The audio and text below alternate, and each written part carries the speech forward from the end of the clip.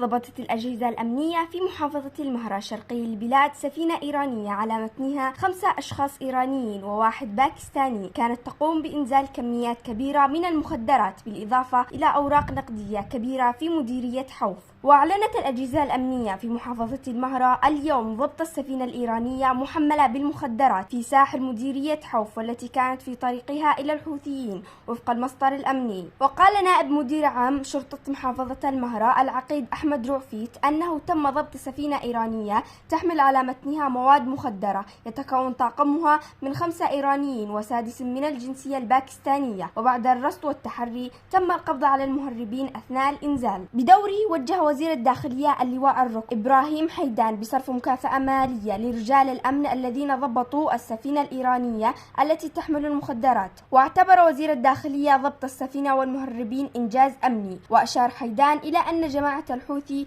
تعمل على الاتجار بالمخدرات وكل الأعمال الخارجية عن القانون لتمويل أعمالها العسكرية. الموجز اليمني، لا تنسوا متابعتنا وتفعيل زر الاشتراك.